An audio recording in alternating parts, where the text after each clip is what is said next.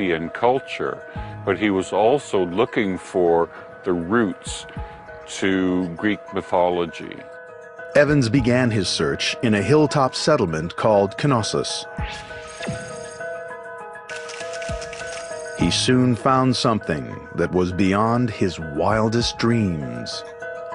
In the very first trench he dug, Evans unearthed a magnificent stone throne. It was the heart of a spectacular palace complex. Covering an area the size of 4 football fields and containing 10 times as many rooms as Washington's White House, the dig exposed construction on a massive scale. What he found was beyond all expectations of anyone at the time, and essentially he defined the civilization around it, which he called the Minoan civilization. The name Evans chose came from a figure in ancient Greek myth called King Minos. Minos was said to live in a great palace, at the center of which he had imprisoned a terrible monster. Half man, half bull, it was called the Minotaur. Sir Arthur Evans thought that he had found the palace of King Minos. They probably had nothing to do with King Minos, but on the other hand, it seemed like a good label, and it has stuck.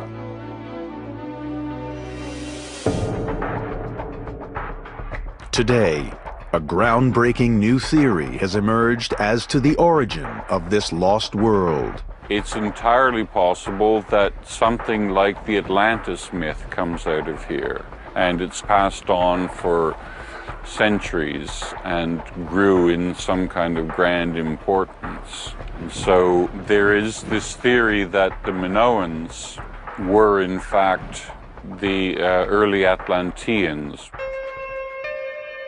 It is the sophistication of the palace on Crete that is the first link to the idea of Atlantis. The builders of this remarkable structure had achieved a level of engineering excellence that would not be seen anywhere else in the world for centuries. It is littered with artifacts dating back over 3,500 years. The remains of hundreds of decorative pots and beautiful wall paintings are being discovered. As investigators piece together the fragments of this ancient art, they are discovering sophisticated images of the people and the lives of a lost civilization. People were extremely interested because this was going back beyond the boundaries of classical studies and classical archaeology into something entirely new, which had not really been envisaged before. The buildings here are older than anything previously discovered on the island, and they are infinitely more advanced. Teams of experts are now searching for the clues that relate this complex architecture to Plato's story of Atlantis. Colin MacDonald has scoured every inch of the palace, above and below ground, to expose every technological achievement. And beneath the surface, he has discovered one of the site's most advanced features. Down beneath all of this, there is the most remarkable water system, both for the drainage of water and for the water supply itself. Astoundingly, this sophisticated network of pipes predates the plumbing of the great Greek and Roman empires by over 1,000 years. These terracotta or clay water pipes are made up of 1-meter sections, the one tapering into the other. It took water to lots of different parts of the palace, and equally impressive systems were used actually to get water out of the palace for the drainage system itself. A vast subterranean network carried wastewater away from the palace. Using the details of Colin's survey, we can now see how the drain circled through the palace's royal quarter. We're right in the middle of the main drainage system of the palace here on the east side. It's stone built on either side, about 1 meter high here. In times of torrential rain, huge quantities of water could be dealt with by this drainage system. A similarly sophisticated water management system is described in Plato's stories. He wrote of a palace where water was plentiful. Collected from the surrounding hills, it was in abundant supply throughout the city, just as it was here at Knossos. What's more, at the Palace of Knossos, the engineering above ground is every bit as sophisticated as that which Plato describes. The palace contained 1,300 rooms spread over 4 floors, all interconnected by miles of passageways. It was centuries ahead of anything seen from the same era on mainland Greece. What we had on the Greek mainland in the period of the palaces was nothing more complicated really than maximum 3 or 4 room single-story mud brick structures. There's no grand architecture on the scale that we see in the Cretan palaces. Plato describes the Palace of Atlantis as an acropolis sitting atop a great hill. At Knossos, we find just that. Construction must have involved huge earth-moving operations. The entire hilltop was flattened and terraces were carved so that the palace could be built on multiple levels. The large foundation blocks of the palace walls were constructed of crystalline stone called gypsum. It was quarried locally and then cut into massive blocks with bronze saws. We're right in the middle of a large quarry used for quarrying the gypsum that was used in the construction of the first palace at Knossos. Here, one can see very, very clearly the tool mark of the bronze object which sliced away an enormous part of the face, and the resulting block, which would have fallen down, would then either have been worked here or moved the 800 meters or so over to the palace itself. In the Atlantis myth, the external walls of the great palaces were said to shine like silver. Today, the gypsum walls of Knossos have been eroded by the elements, but in their full glory, they too would have sparkled.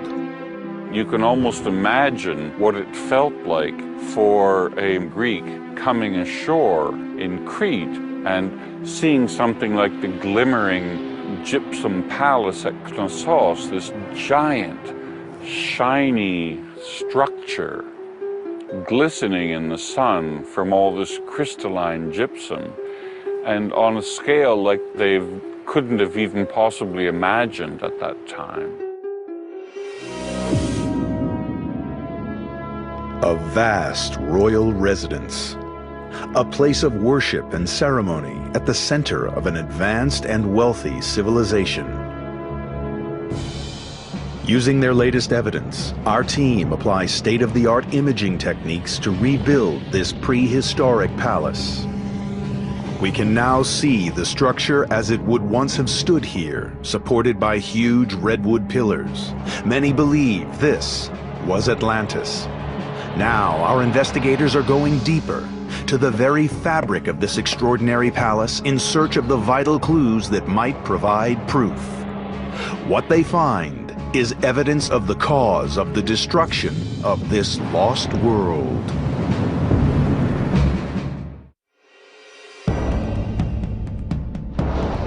In the heart of the Mediterranean Sea, on the island of Crete, a remarkably sophisticated palace has been unearthed, and the find has reignited the search for the most famous of all lost worlds. With its massive scale, its complex water management systems, and its sparkling gypsum walls, the engineering of this extraordinary palace ties it closely to Plato's descriptions of Atlantis. Hidden deep in the fabric of this amazing place, there are even more compelling links. Plato wrote of Atlantis that it was a complex society that lived a utopian existence, its people in harmony with nature and their fellow man. That same harmony can be seen here, in the order and symmetry of the building's engineering, in the way it makes use of the natural flow of the elements.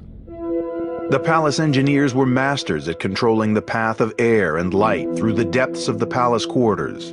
They devised systems that appear advanced even today, even though they are almost 4,000 years old. Internal rooms were divided with an ingenious system known as pier and door partitioning.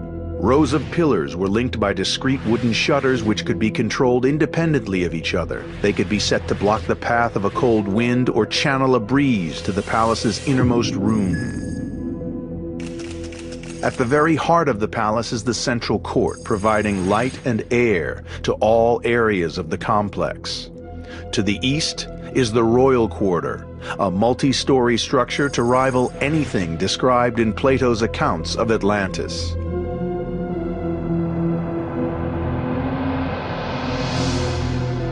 At its heart, a huge 4-story spiraling staircase was built around pillared balconies, open to the elements to form a vast light well.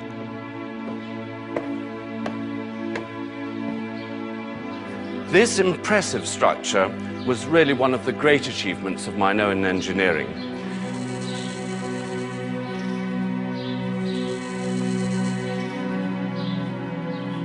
And in the middle of the staircase is this marvelous rectangular light well, which allowed the natural sunlight to diffuse all the way down to the bottom and then outwards into all the rooms which would otherwise have been very gloomy indeed.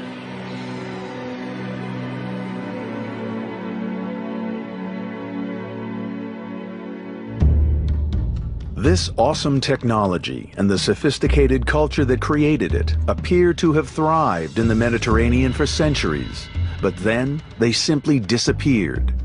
Just as in the story of Atlantis, it seems this entire civilization was wiped from the face of the earth in a sudden and violent catastrophe.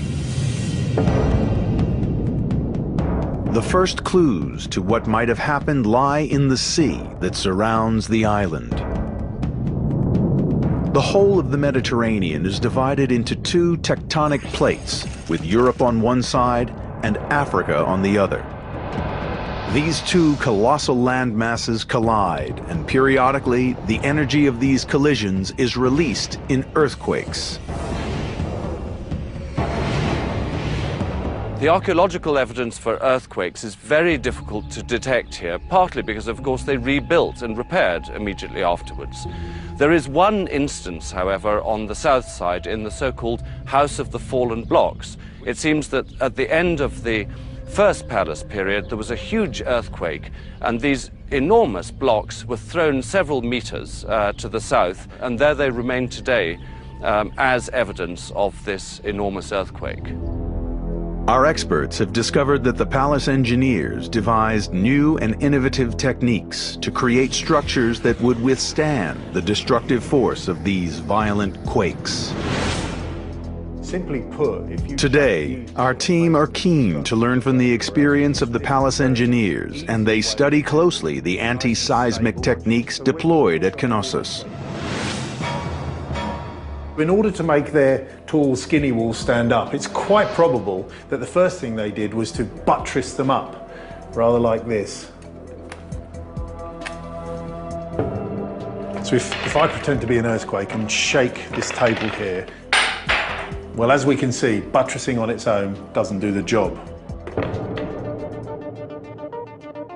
In the final phase of building at the palace, walls were constructed of stone and supported by an ingenious system of wooden frames. This combination of materials gave the structure both enormous strength and flexibility. So what the people of Knossos did was to use timber framing to reinforce their thin masonry walls and support the framed up wall off big heavy walls, buttressing like this. And if I pretend to be an earthquake machine again and give it a good old shake, we can rapidly see that I could be shaking that all day long, and this wall is going precisely nowhere. Despite these incredible engineering achievements, nothing was going to save the palace from the devastating cataclysm to come. Seismologists that have been studying the geological history of the area now believe that Crete suffered a cataclysmic event around 1500 BC. This new evidence shows that Crete was struck by a massive and deadly wave. dozens of tsunamis swept across the entire Aegean. Tsunami, tsunami, tsunami. Trains of these waves.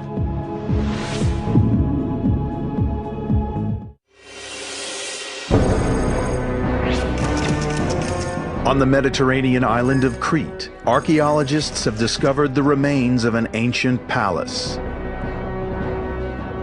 These stunning buildings are the first trace of a culture that has been missing for 3,500 years, and many believe that the palace was at the heart of the most famous of all lost worlds, the civilization of Atlantis. Just like Atlantis, the Palace of Knossos and the island of Crete were devastated in a cataclysmic event. In search of the source of this destruction, experts have focused on a volcanic island 100 miles north of Crete. It was known in ancient times as Thera. Today, it is Santorini. Volcanologist Floyd McCoy has made it his life's work to decipher the geological clues and piece together the island's destructive history. This volcano has an amazing history of repeated giant explosions. With every explosion, this hole in the ground, which we call a caldera, is re-excavated repeatedly. And every time it blows itself apart, it leaves a deposit on the landscape, and layer by layer, it built itself up. And so what we see over there are the layers of these repeated explosive eruptions through tens of thousands of years. At the center of Santorini, inside the cliffs of the main island, is Nea Kameni, the new furnace. It is a barren and hostile island, peaked by the crater of an active volcano. Floyd McCoy has discovered that there was once an island right at the center of the caldera. It was swallowed up by a terrible volcanic eruption. Occupying this large caldera then was this large island that a civilization lived on. It's gone. The island was blasted to bits. Plato wrote of a devastating cataclysm that destroyed the great civilization of Atlantis. And Santorini, the closest neighbor to Crete and the Palace of Knossos, was the location of one of the biggest explosions in recorded history. Researchers have developed a new theory, that Santorini and Crete were both a part of Atlantis. The theory has its basis in the dramatic color of these cliffs. Plato described quarries in Atlantis where rocks of white, black, and red were extracted from the hills. The rock was then used in the construction of a great island city. The description matches the rocks found here in Santorini. This island city was described as being laid out in a series of concentric circles of land and water, each one connected to the ocean by an immense canal 100 feet deep. There were also docks for huge numbers of ships and a causeway over which they could offload the riches, whatever they were, that were coming into Atlantis. In other words, everything that human beings could need was available in Atlantis itself. Plato's description of the island as circular relates perfectly to the symmetrical formation of the central volcanic island on Santorini. But to prove a link is impossible without proof of life on the island before its last big eruption.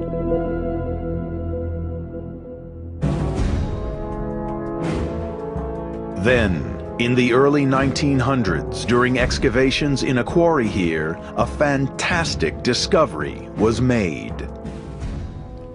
That layer, that white layer on top of the cliffs, is a deposit left from the catastrophic eruption in the Bronze Age.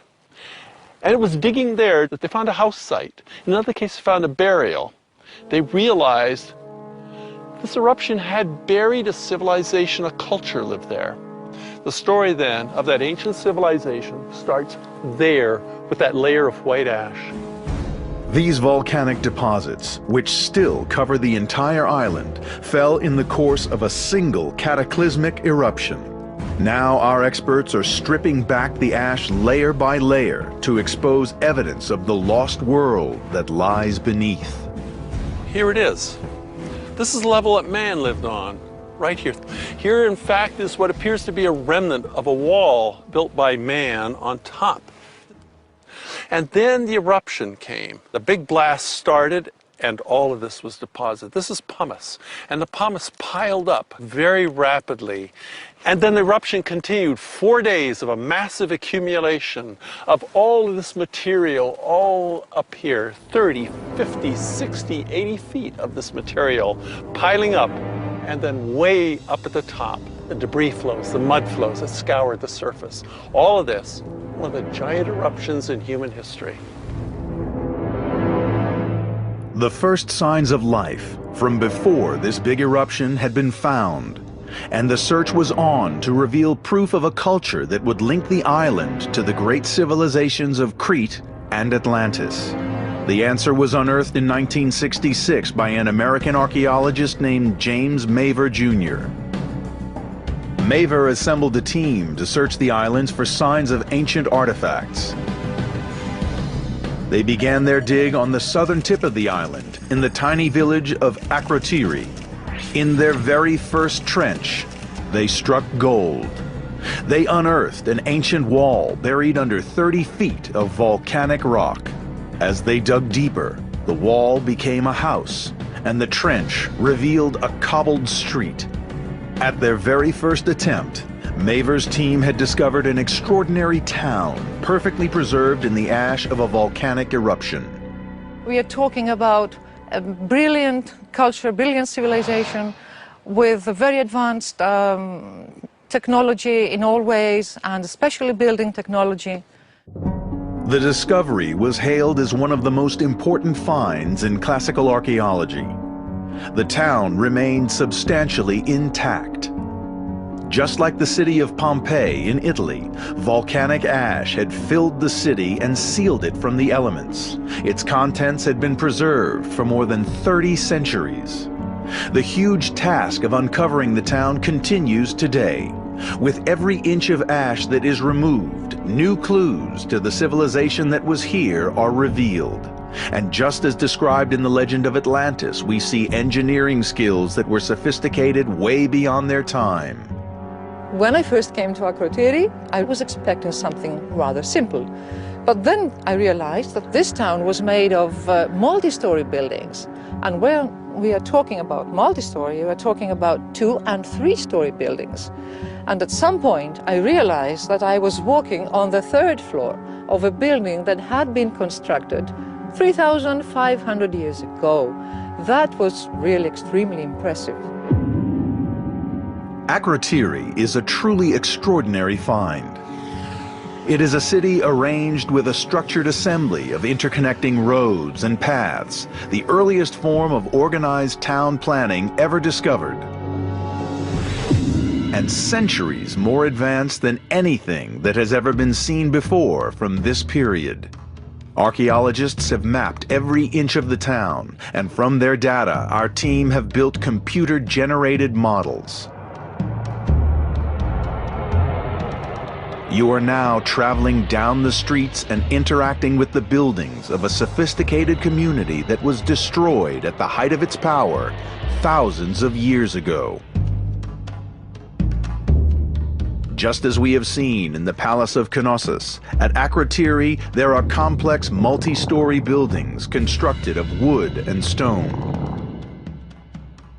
And the plumbing was even more elaborate. Fresh running water fed each house, and a sewerage system ran throughout the entire town. There is a perfect sewage system running under the streets, and these are connected to lavatories on the upper floors of the buildings. Not for at least 1,000 years would it become commonplace to find bathrooms inside people's homes. The discovery of this lavatory, as you can imagine, is truly very important. If you just stop to think, I mean, that Again, I mean, it took ages, hundreds of years to have lavatories within a house. It was not just the discovery of a toilet that so amazed the engineers, but also its ingenious design.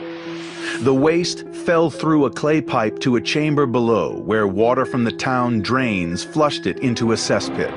The pipes interconnected in such a way that a siphon effect was formed, drawing foul smells down the pipes and away from the lavatory. The design was centuries ahead of its time. This sophisticated system of water management matches up to the stories of Atlantis, in which Plato wrote of ancient towns equipped with hot and cold running water. But there was one crucial discovery at Akrotiri that lent new credibility to the idea that Santorini was the island at the center of Atlantis. A fresco was unearthed that revealed an image of life on the island 3,500 years ago. Can we be so lucky as to have a snapshot of what this landscape looked like? Here is the peninsula, the Akrotiri Peninsula. It shows a profile of the island, 1, 2, 3 peaks. Going down farther, we see a waterway that surrounds a central island, a fairly large island. And on that island, a city. They were living on the central island. That central island was a developing volcano. This idea of a central island port, encircled with layer upon layer of buildings, fits perfectly Plato's description of the island city of Atlantis.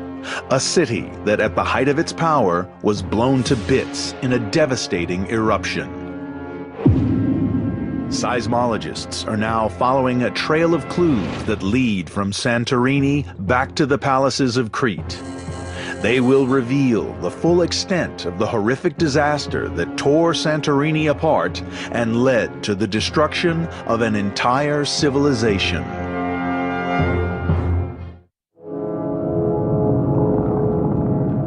In the heart of the Mediterranean, a lost world has been discovered.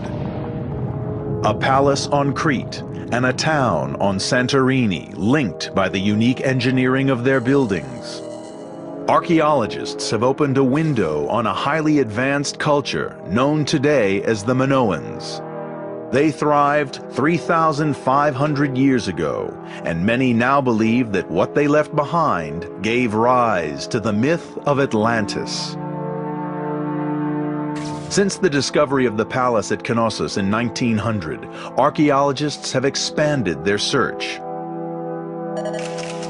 Today, a network of ancient towns and palaces has been revealed across the length and breadth of Crete.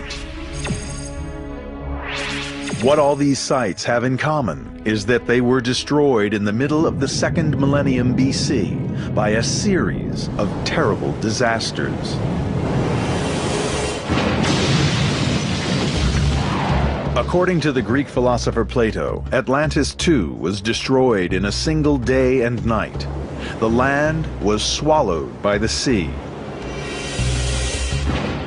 100 miles north of Crete on Santorini, Floyd McCoy has been gathering data to determine if the magnitude of the eruption that happened here in 1500 BC was enough to cause the devastation of Crete. What he has discovered is beyond all expectations. So how big was this eruption? It was huge. How do we determine this is by how much material is blown out during the eruption. And the more we look, the more we find. There are huge, thick deposits of this ash and pumice on the seafloor that surround this island. It's been found down to the Nile Delta. It's been found up in the Black Sea. When we take all of this material and calculate the volume of it, we come out with an eruption that is perhaps 10 times Krakatoa in 1883. Because Krakatoa exploded in the late 19th century, we have comprehensive records of the eruption, and the details are spine-chilling. The eruption ejected more than 6 cubic miles of rock, ash, and pumice into the atmosphere, killing 36,400 people. but it would have been dwarfed by the Santorini eruption. It was enormous, and it occurred right in the middle of a flourishing civilization.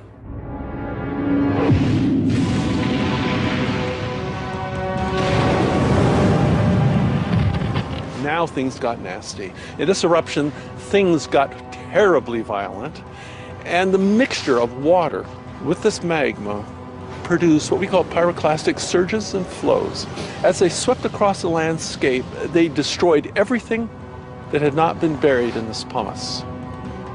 At the heart of this civilization in Akrotiri, archaeologists have found signs that the residents were preparing to leave.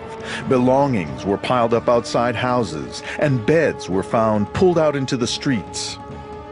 Sadly, for the few who took to the sea to head for Crete and the shelter of the palaces of Knossos, escape was no guarantee of survival, because the settlements of Crete would be devastated not by the ash and pumice that was raining down on Santorini, but by the next, even more devastating phase of the eruption. Every pyroclastic flow that entered the ocean also pushed the ocean aside. When you push the ocean aside, tsunami. Our investigators have turned to the experts at the National Observatory in Athens for proof of what happened. Using the very latest investigative techniques, they have discovered evidence of a killer tsunami. Because of this new field of science, we have been able to discover a number of about 10 distinct tsunami events. So there is no doubt today that this very big tsunami event really existed and possibly contributed to the collapse of the Minoan civilization. Dozens of tsunamis swept across the entire Aegean. They made their way into the Mediterranean. These massive waves surged towards the unprotected north coast of Crete. First in the firing line was the coastal town of Malea. Just yards from the seashore stood a magnificent palace, its sophisticated structures engineered with the same complex layout as the palace at Knossos. The three-story facade facing north was directly in the path of the approaching waves. The inhabitants of the region probably gathered here at the palace because they saw this great plume of ash shooting up into the sky off to the north. It would have been visible all the way down to the Nile Delta. When the ash cloud reached the island, the sky above this ancient Minoan palace turned gray. During excavations on Crete, Alexander McGilvray discovered this volcanic ash in the deepest parts of the palace's ruins. It's a clue to the catastrophic sequence of events that overtook this society.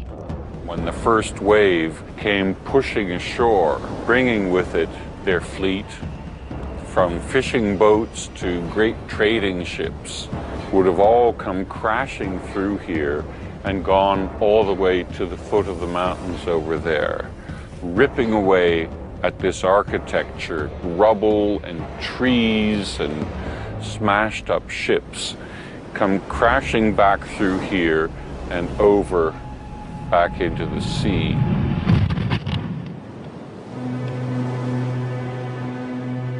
This scene of destruction was repeated all along the coast of Crete and far beyond. Not even the brilliant builders of the great reinforced walls at the Palace of Knossos could have foreseen the power of the tremors that accompanied these waves. They rocked the island. Massive earthquakes caused by the volcano shook the palace to its foundations.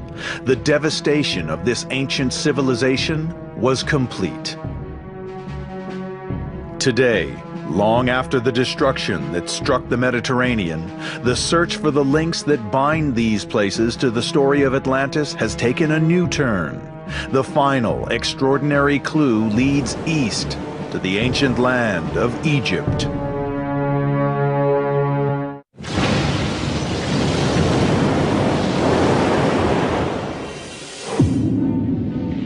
For For the survivors of the largest volcanic eruption in history, life in the Mediterranean became hell on Earth. Thousands were dead. Tsunamis had poisoned the land with salt water, and the air was thick with ash and noxious gases. Just as Plato wrote when he described the end of Atlantis, the island of Santorini, at the center of this newly discovered world, had been destroyed. It had been blown to smithereens, then swallowed by the sea.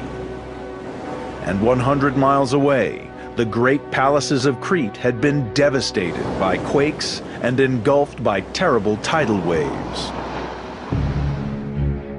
In their search for evidence of the survivors of this devastating cataclysm, our investigators are piecing together the final chapter in the life of this extraordinary civilization. When the tsunami swept through here and reduced this building behind me to foundation level, the best way for the survivors to cope was to go to the most powerful nation and the wealthiest nation of the time to ask for help. Alexander McGillivray believes that the survivors turned to their long-term trading partners, the Egyptians. There may have been people brought in from elsewhere to help with all of this, with the pharaoh in Egypt contributing the wealth and perhaps the manpower. This close relationship with Egypt is probably the single most important link that researchers have established between this newly discovered civilization and the stories of Atlantis. Because the origin of the story of Atlantis was not Greek, it was Egyptian. In 590 BC, in the holiest shrine of Egypt's capital, the great Greek statesman Solon was shown ancient inscriptions. They date back to almost 1,000 years before, 1450 BC. These documents told of the existence of a civilization of great power and prestige, ruler of all the lands to the west of Egypt. When Solon returned to his homeland, the story of Atlantis became part of Greek folklore, a tale told at parties and passed down through the generations until, in 370 BC, Plato penned his version of this Egyptian tale. Now, on the wall of an Egyptian tomb, researchers have discovered inscriptions that they believe are the original texts that were shown to Solon. It turns out that Solon must have invented the name Atlantis because the Egyptians called the people of this ancient world by another name. That name was Kefchu, and Kefchu is the Egyptian name for the people of Crete, the very island at the heart of this lost world. So what happened to the survivors from this remarkable civilization? There are signs on Crete that the Kefchu did begin to recover after the effects of the catastrophic volcano.